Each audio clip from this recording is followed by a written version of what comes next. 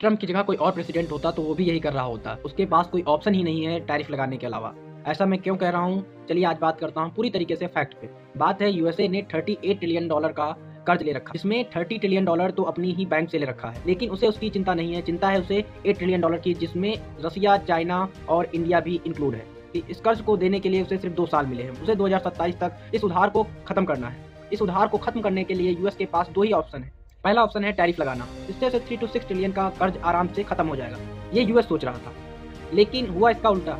जब इंडिया पे टैरिफ लगाया और अन्य देशों पे टैरिफ लगाया, उससे सिर्फ इसे आधा ट्रिलियन डॉलर का ही फायदा हुआ।